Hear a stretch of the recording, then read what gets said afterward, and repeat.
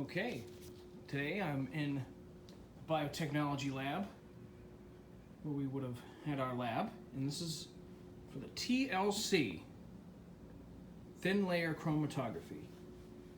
So we have a situation where we have an unknown pill, and we need to determine if it's one of these 4 over-the-counter drugs that you can get. We have Anacin, Excedrin, Tylenol, and no dose. These medications have these ingredients in them. Now we have 3 here. We have caffeine, which we all love in our coffee, aspirin, pain relief, and acetaminophen.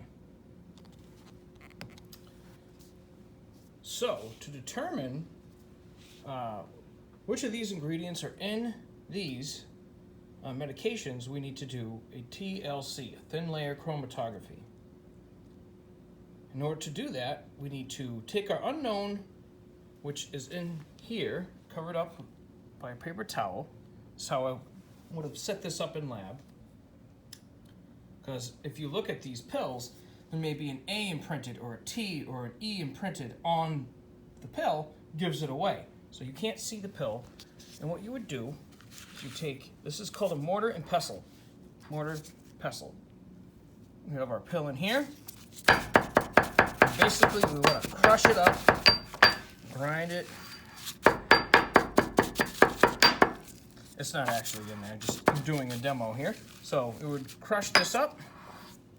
And then we would take a little bit of the crushed up powder and put it into this little tiny beaker. This beaker has a little bit of powder just to show you an idea what it would look like.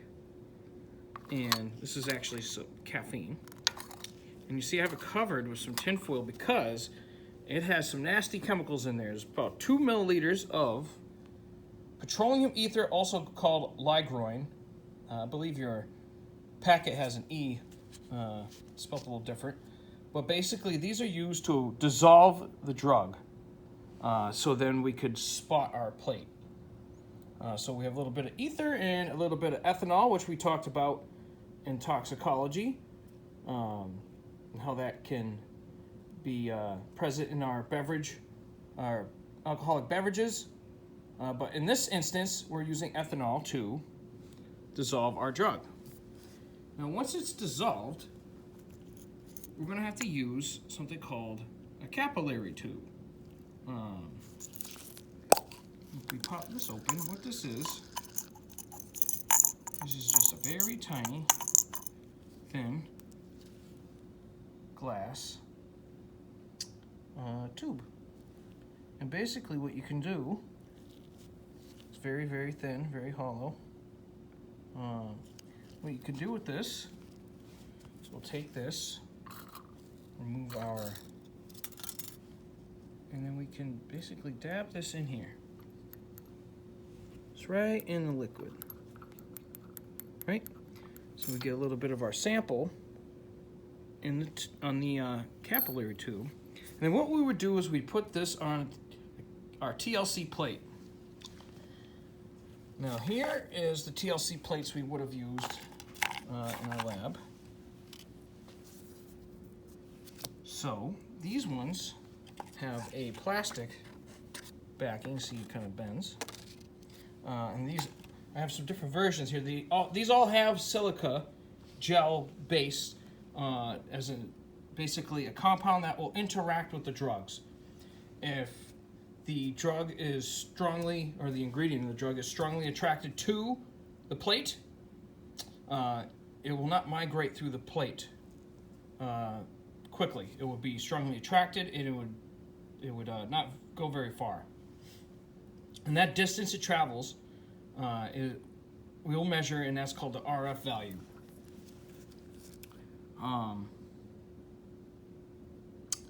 If the ingredient is moderately attracted to the silica gel on this plate, maybe only goes halfway, and then of course it is not really attracted to this plate. It will go along with the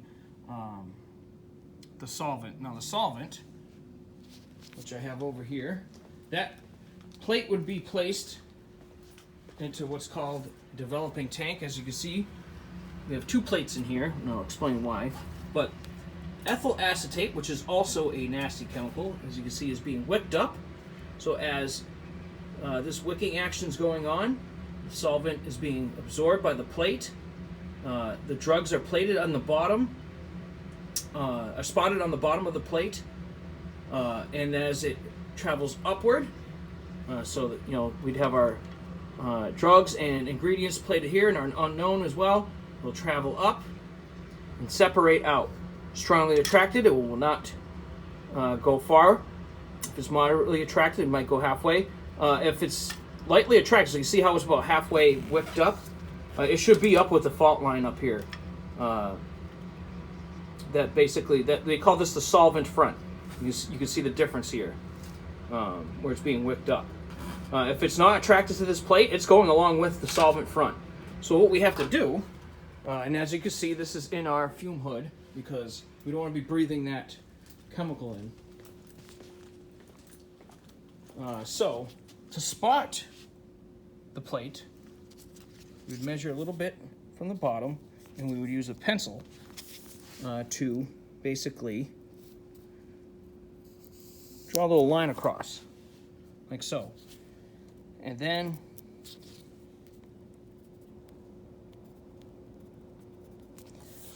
we would make a couple of spots. We would take our... Now, why wouldn't we use a pen here? Because if we used a pen, the ink would be running through the... this is actually a great way to examine pens. So if you had a question document, a ransom note left somewhere, you have a suspect and some pens are found on them, you could test the ink from the note compared to the pens from the suspect. So what you'll do is you'll take your sample, dab it into your microcapillary tube, and then spot it on the plate right there. You see there's a little spot. You would do that for all of these. Your unknown, your 4 over-the-counter medications, and then the 3 ingredients. Typically, we do 2 plates, 4 spots on each plate. 1 plate is all the ingredients, and then the other plate, yes, all the ingredients and the unknown is usually 1 plate. Then the other plate is all the medications, because there's 4 of those, and basically 3 ingredients, and then our unknown. So what you'll have to determine is what ingredients are present here, what ingredients are present unknown, and then see if any of these match. So after you plate or spot your plate, or 2 plates, what you have to do is you have to tent them like so. That way you get an even distribution here. Now, as it's being wicked up, they're separating out. But what you want to do is also make a mark on the top of your plate here. See that line here? This, that's our stopping point. So I didn't mark this plate in here. But if this had a line at the top there, usually typically about a half a centimeter from the top, that's when we pull the plates out of the jar, out of our developing chamber. We then would let them dry and then use ultraviolet light set at 254 nanometers, and we will see the plate will actually fluoresce, but the drugs that are present on the plate will be dark spots. So, like I said, this is a plastic TLC plate. There's different ones. So here, this is about a $400 box here. It comes from Germany. So it has a fluorescent compound on here, as well as the silica to interact with the drugs. This is a aluminum-backed TLC plate. So maybe you're separating out compounds where you don't want plastic or metal interacting. You might use something else. So we also have here glass-backed glass plates. Now these ones are thinner and tinier, but these are actually have a glass back.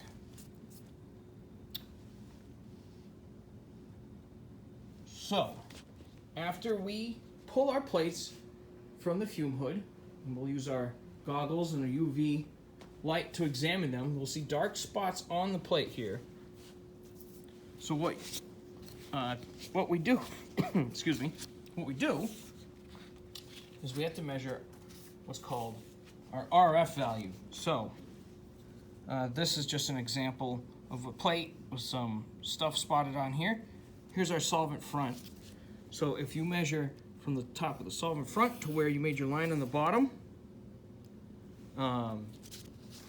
that will be your denominator. So let's say this is 8. That goes on the bottom. For every RF value that you're going to determine for these. So let's say this, for example, aspirin, let's say that goes halfway. And remember, this will be a dark spot. This will have like a glow-in-the-dark look to it, fluorescing. Let's say aspirin's only moderately attracted, and it only goes halfway. And let's say this is 4 centimeters. 4 over 8, that's 0.5. That's its RF value. So what you'll have to do is I'll have pictures of each of these plates. With a ruler next to them, you'll determine the solvent front as best you can, and then you'll measure the dark spots, and typically I go right in the center of the dark spot. And guesstimate the distance traveled, and then come up with your RF values. Now, for the results section, let's see here. Here we go. Similar to what I just did, caffeine. Say it's 4, and the solvent front's 8 centimeters, 0.5 RF value. So, we'll have a plate with the unknown on it, and also the ingredients: aspirin, acetaminophen, and caffeine. The calculation you'll measure, so you'll have your solvent front, which will be the same for all of these that are on the same plate. Then you measure the distance traveled, put that in the numerator, you divide it, and you get your RF value. So 4 over 8 would be 0.5. And these should all be different. These all have different attraction to the plate. You then will have another table with the unknown and the medications. You do your calculations. Now, you can see here, this table has the medications and then the ingredients listed at top. No dose isn't going to have every single one of these. You know, it might only have 1 or 2. I'm not going to tell you. You're going to have to tell me. But I can tell you right now, it doesn't have all 3. So for this table, you might leave some of these blank because you didn't have this ingredient based on the RF value. So, you know, the no-dose calculation should be pretty similar to the aspirin, to whatever ingredient that might be present. Some of these might have every single one of these. I won't tell you which ones. I mean, you could probably look it up, but you still need to give me the calculation in order to get full credit. And then you'll lastly do that for your unknown, compare it to your ingredients, determine which ingredients are there, determine which ones have set ingredients, and you can determine which medication it was. So that is it for now.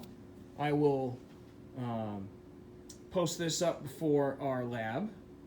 I'll go over this video just to show you how the procedure is done again, and then I will show you the pictures of the plates finished under UV light, so we can, with a scale, with a ruler, so you can determine your RF values, and then determine which ingredients are in which of these medications, and then what is the unknown, what ingredients are present, and what medication it is. Okay, thank you.